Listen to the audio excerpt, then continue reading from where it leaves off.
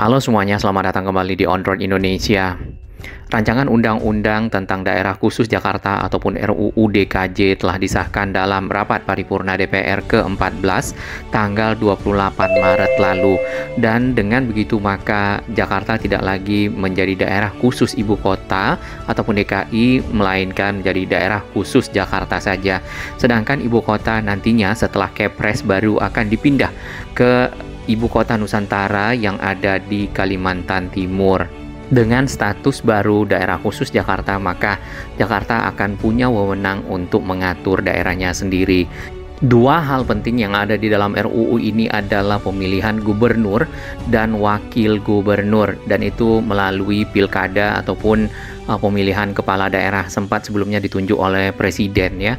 Kemudian lagi yang kedua itu adalah tentang penyatuan pengelolaan kawasan aglomerasi, itu ada ketua dewannya.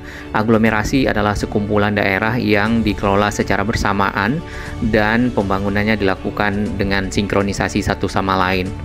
Baik, rapat paripurna DPR yang mengesahkan dari RUU DKJ ini dilakukan pada Kamis tanggal 28 Maret lalu dan dihadiri oleh 69 orang anggota dewan secara fisik. Selebihnya ada yang izin, kemudian juga ada yang tidak hadir.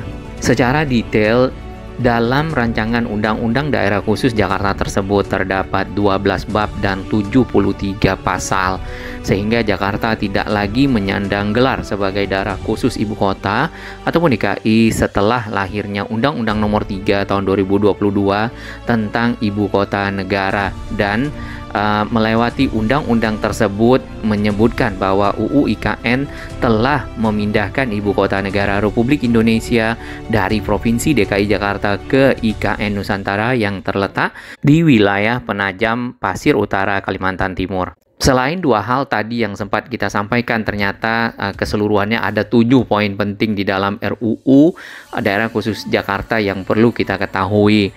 Nah, sebelumnya kita akan melihat terlebih dahulu alasan-alasan kenapa ya Ibu Kota Negara Republik Indonesia dipindah dari Jakarta ke IKN Nusantara. Rencana pemindahan ibu kota sendiri sebenarnya sudah ada sejak zaman Belanda, namun tidak terrealisasi dikarenakan masuknya Jepang, kemudian dilanjutkan di zaman Pak Soeharto ke Jonggol serta Pak SBY ya, dan akhirnya di zaman Pak Joko Widodo proses pemindahan bisa dilakukan dengan mempersiapkan IKN Nusantara. Berbagai permasalahan yang ada di Jakarta yang memicu juga pemindahan ibu kota ini adalah yang pertama, padatnya jumlah penduduk serta rentan terhadap banjir dan naiknya permukaan air laut. Nah, ini juga sempat dibahas oleh beberapa media luar ya, seperti yang kemarin yang di Jepang. Pemindahan ibu kota ada beberapa alasan-alasan utama. Yang pertama adalah masalah naiknya air laut dan turunnya permukaan tanah yang ada di ujung kota Jakarta. Sebenarnya pemerintah sudah melakukan upaya untuk membuat berbagai tanggul ya, namun belum terrealisasi, terutama yang Great Wall. Giant Wall lebih tepatnya. Kemudian masalah banjir kita bisa lihat ya di sepanjang Kali Ciliwung. Contohnya seperti area ini ya, banyak rumah-rumah yang masih berada di pinggir kali. Usaha-usaha untuk melakukan menata kawasan, membuat tanggul sudah banyak dilakukan dan juga sudah membuahkan hasil. Namun memang areanya sangat-sangat luas sehingga membutuhkan waktu lebih lama. Hal kedua yang penting itu adalah masalah sampah ya. Sampah sendiri ini baru di kota Jakarta yang kita lihat itu banyak sekali di dalam kali ataupun juga di area-area sepanjang jalur kereta ya, yang kita lihat di beberapa lokasi yang ke arah Tanah Abang, yang ke arah bandara dan juga daerah lainnya.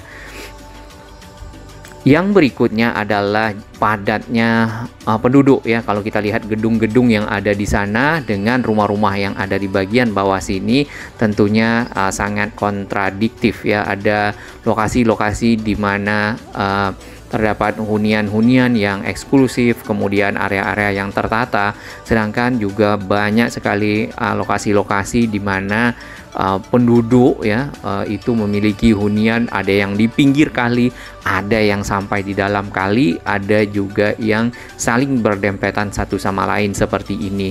Dan populasi Jakarta saat ini memang sudah over ya, atau disebut juga overpopulated. Bukan cuma Jakarta tetapi juga Jawa. Oleh itu memang dibutuhkan satu daerah baru bagi sebuah ibu kota yang dapat ditata dari awal sehingga menjadikan kota tersebut ya menjadi kota yang sempurna, mungkin ideal untuk ditempati. Namun terlepas dari pemindahan ibu kota ya ternyata pemerintah juga terus-menerus membangun Jakarta sendiri, karena walaupun secara administratif ya Indonesia nanti akan dipimpin lewat IKN Nusantara, Jakarta tetap akan menjadi kota ekonomi, kota bisnis, kota perdagangan. Di sini yang kita lihat pembangunan yang diteruskan adalah transportasi ya, baik itu LRT Jakarta, MRT Jakarta, kemudian juga normalisasi Kali Ciliwung yang juga terus dilanjutkan. Jadi Jakarta pada saat dipindah ya sebagai tadinya ibu kota, sekarang ke IKN tidak ditinggalkan begitu saja, tetap dibangun dikarenakan akan menjadi sebuah daerah ataupun kawasan aglomerasi.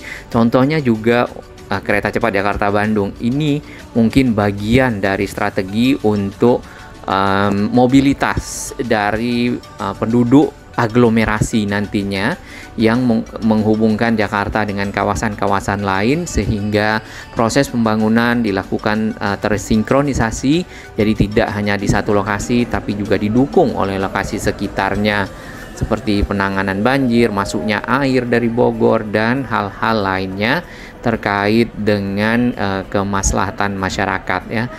Ini contohnya adalah akses, mempercepat masyarakat aksesnya dari Provinsi Jawa Barat ke pusat kota Jakarta, termasuk juga MRT Jakarta yang menghubungkan Jawa Barat, DKI Jakarta, kemudian juga Banten. Banyak negara melakukan pemindahan ibu kotanya ke lokasi yang lain ya. Hal itu dikarenakan memang kondisi-kondisi yang ada di kota yang lama tidak lagi begitu mendukung sebagai menjadi ibu kota negara. Baik, kita akan lanjutkan dengan 7 poin penting di dalam RUU DKJ yang sudah disahkan. Dari 9 fraksi yang ada di DPR, fraksi PKS menolak RUU DKJ ini. Tapi kita akan lanjutkan satu persatu ya isinya. Yang pertama poinnya adalah Jakarta bukan lagi ibu kota. Dengan begitu maka nanti setelah adanya Kepres ya, ibu kota negara Republik Indonesia akan langsung pindah menjadi ibu kota Nusantara ataupun IKN yang ada di Kalimantan Timur ya, daerah Penajam Pasir Utara. Daerah khusus Jakarta itu akan punya ibu kota sendiri, yaitu di Jakarta Pusat, karena itu merupakan titik dari paling tengah ya kalau kita lihat secara geografis. Jakarta akan menjadi pusat perekonomian nasional, pusat perdagangan, jasa keuangan, dan bisnis nasional global. Ini mirip Shanghai mungkin ya, atau kota-kota lain yang sudah dirubah fungsinya. Lalu yang kedua adalah poin tentang wilayah aglomerasi Jabodetabek. Jadi ada Cianjur ya, kemudian ada Kota Bogor, Kabupaten Bogor, Kota Depok, Tangerang, Tangerang Selatan, Bekasi, dan Kabupaten Bekasi. Di sini kawasan aglomerasi akan punya ketuanya sendiri. Kemudian aglomerasi dibentuk untuk mengkoordinasikan penataan ruang kawasan strategis nasional secara bersama-sama ya, tersinkronisasi satu sama lain. Nah, Dewas aglomerasi itu punya tugas, Dewan Pengawasnya ya, mempunyai tugas mengkoordinasi, mengawasi, mengevaluasi pelaksanaan program kegiatan yang diadakan kementerian, lembaga, ataupun Pemda. Nah, Dewan ini yaitu akan dipimpin oleh Wakil Presiden. Namun, Wakil Presiden tidak dapat mengambil alih fungsi si Dewan. Lalu yang ketiga yang penting adalah Gubernur Jakarta itu dipilih lewat pilkada dengan sistem perhitungan 50+1. Jadi memang 50% ditambah 1 suara. Tadinya ini sempat ditunjuk oleh Presiden, namun akhirnya setelah melewati pembahasan akan dipilih lewat pilkada seperti itu dan punya masa jabatan 5 tahun ya sejak masa pelantikan dan dapat dipilih 2 kali. Kemudian Gubernur DKJ ini punya wewenang untuk mengangkat dan memberhentikan wali kota atau bupati yang ada di dalam daerah khusus Jakarta ya, provinsi. Kemudian punya wewenang khusus ya, yaitu urusan pemerintahan antara lain tentang pekerjaan umum, penataan ruang, perumahan rakyat, kebudayaan, penanaman modal, perhubungan lingkungan hidup, perindustrian, pariwisata, pendidikan, kesehatan itu standar lah untuk pengelolaan sendiri wilayahnya. Lalu DKJ juga punya kewenangan untuk penyelenggaraan urusan penunjang pemerintahan seperti kepegawaian, kelembagaan, dan keuangan daerah. Berikutnya, ini satu hal yang penting dikarenakan berada di kota Jakarta, tentunya sudah ada penduduk asli kota Jakarta, penduduk yang sudah lama yaitu masyarakat adat Betawi. Dan secara fungsi nanti DKJ juga harus memajukan masyarakat dan budaya serta adat Betawi yang ada. Nomor 6 yang penting juga adalah aset-aset pemerintah seperti GBK, Monas, Kemayoran. Tadinya akan diserahkan ke DKJ, namun akhirnya tidak jadi ya. RUU IKN sendiri mengamanatkan pengelolaan barang milik negara ini ke Kementerian Keuangan. Yang paling akhir, Dewan dan Lembaga Pembantu Daerah RUU DKJ mengatur pembentukan Dewan Kabupaten Kota ya, yang berisikan perwakilan kecamatan. Ini biasalah membantu kerja pemerintah agar Dewan ini dapat bersama-sama ya DPRD dan Kepala Daerah menjalankan operasional dari daerah tersebut. Baik, kita lanjutkan tentang wilayah aglomerasi. Sebenarnya apa itu wilayah aglomerasi? Definisi dari kawasan aglomerasi sendiri adalah kawasan perkotaan dalam konteks perencanaan wilayah yang menyatukan pengelolaan beberapa daerah kota kabupaten dengan kota penduduknya sekalipun berbeda dari sisi administrasi. Kemudian kawasan aglomerasi ini memiliki tugas mengkoordinasikan penataan ruang kawasan strategis nasional yang Dewan Kawasan Aglomerasinya dipimpin oleh Wakil Presiden. Jadi memang tujuannya adalah untuk mensinkronkan pembangunan daerah khusus Jakarta dengan daerah sekitarnya. Ya, yang lebih lanjut itu adalah kawasan yang mencakup Kabupaten Bogor, Kabupaten Tangerang, Kabupaten Bekasi, Kabupaten Cianjur, Kota Bogor, Kota Depok, Kota Tangerang, Kota Tangerang Selatan, dan Kota Bekasi bersama daerah khusus Jakarta sendiri. Rencana induk pembangunan kawasan aglomerasi ini ya mencakup transportasi, pengelolaan sampah, pengelolaan lingkungan hidup, penanggulangan banjir, air minum, pengelolaan B3 dan limbah B3, infrastruktur wilayah, penataan ruang, energi, kesehatan, dan kependudukan. Makanya tadi kita melihat aliran-aliran sungai itu bukan cuma Jakarta, karena juga berasal dari arah Bogor, dari arah lokasi lainnya. Di IDN Times di sini isi RUU yang lama ya, sempat ada satu poin di mana gubernur dan wakil gubernur dari daerah khusus Jakarta dipilih oleh Presiden RI ini dirubah. Sedangkan untuk poin-poin lainnya, Jakarta memang bukan ibu kota negara, itu sudah sesuai. Wali kota dan bupati ditunjuk oleh gubernur, bidang kebudayaan di daerah khusus Jakarta itu punya dana abadi. Sebenarnya ini udah standar, tinggal hanya satu yang dirubah yang kita lihat. Dengan disahkannya RUU DKJ dan juga RUU tentang pemindahan ibu kota, maka tentunya IKN sendiri tengah bersiap untuk menjadi ibu kota negara Republik Indonesia yang baru. Ya, kawasan inti pusat pemerintahan ataupun KIPP adalah kawasan yang menjadi prioritas untuk diselesaikan.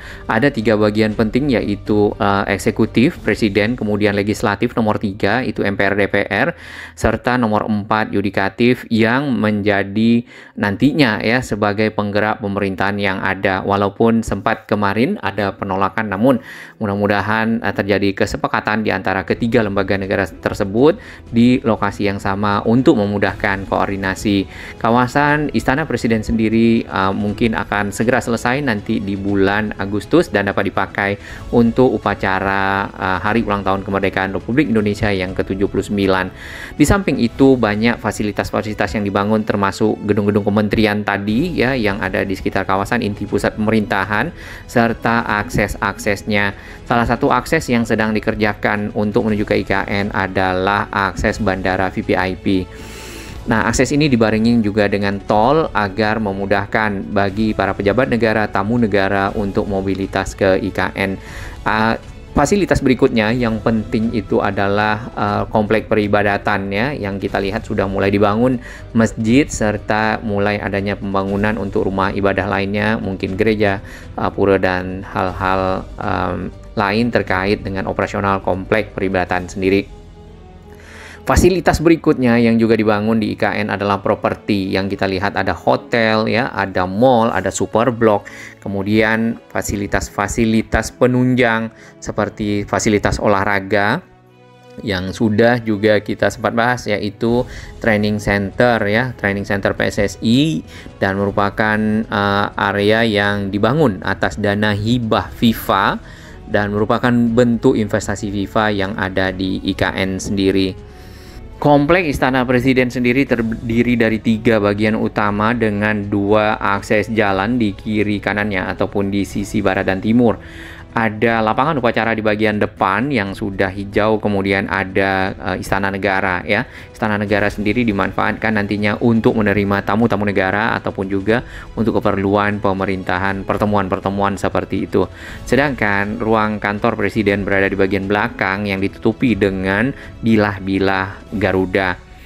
Ke arah tenggara, ke arah depan kantor Presiden sendiri itu dapat melihat area yang ada di depan. Di sini ada plaza seremoni dan juga gedung-gedung kementerian koordinator yang ada di kiri kanannya. Dan plaza seremoni ini juga memiliki lapangan hijau. Memang konsepnya semuanya serba alam dan penghijauan. Ditambah lagi ada banyak taman-taman yang dibuat ya. Termasuk juga area-area konservasi air dan embung-embung. Kemudian ada jembatan-jembatan kecil lah ya, viewing deck di sini untuk nantinya masyarakat IKN, para pejabat ya, dapat berjalan-jalan mungkin di sore hari menikmati pemandangan dan udara yang segar. Kemudian gedung-gedung kementerian ini juga ditarget untuk bisa selesai nanti di bulan Juli dan Agustus ya. Nah, ini kita belum tahu bagaimana penyelesaiannya. Mudah-mudahan selesai tepat waktu, jadi menteri-menteri semua bersama presiden juga sudah bisa beraktivitas di IKN pada Agustus tahun ini. Ya, ditambah lagi ada gedung-gedung untuk hunian ASN yang juga dikerjakan secara paralel. Nah, akses-akses tol juga dibangun sampai ke sini dari arah Balikpapan atau dari arah Bandara Internasional VVIP yang ada di Penajam Pasir Utara ya. Itu akses tolnya sendiri ada 2. Yang pertama melewati jembatan Pulau Balang ke arah bandara, nanti menuju ke utara seksi 6A dan 6B bertemu dengan Outer Ring Road dari kawasan IKN dan juga kawasan inti pusat pemerintahan. Sedangkan satu tol lagi itu berbelok ke arah utara di Simpang Tempadung, melewati bawah laut, dan ini merupakan tol pertama bawah laut Indonesia. Namun baru akan dibangun nanti setelah tahun 2025 ya, dan target pertamanya adalah yang Bandara VVIP terlebih dahulu karena pembangunan tol bawah laut memerlukan kajian serta mungkin investasi yang lebih banyak dalam hal ini. Fasilitas-fasilitas lain yang juga ada di sini adalah rumah sakit ya, dan yang kita baca selain hotel tadi, properti ya, super blok, banyak rumah sakit yang dibangun. Kalau tidak salah ada 5, 6, dan 7 ya rumah sakit, dan 3 sudah mulai ada proses pembangunan yang kita lihat. Semoga juga menjadi fasilitas pendukung kesehatan dari para warga IKN, para pejabat pemerintah yang ada di sekitar sini, ASN, serta mungkin warga pendatang nantinya. Hutan-hutan yang ada di kawasan inti pusat pemerintahan ini rata-rata adalah hutan produksi bekas dari hutan eukaliptus.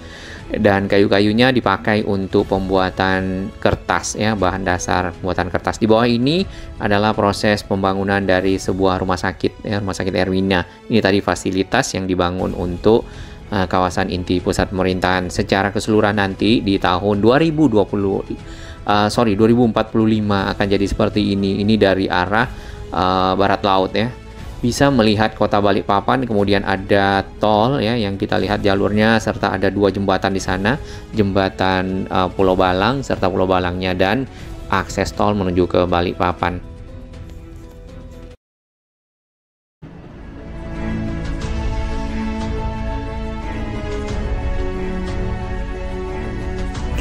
Bagi sahabat kami yang baru menemukan channel ini, silakan subscribe dan ikuti perkembangan informasi transportasi, infrastruktur lingkungan, Jakarta, Jawa Barat, dan sekitarnya menuju Indonesia yang lebih baik.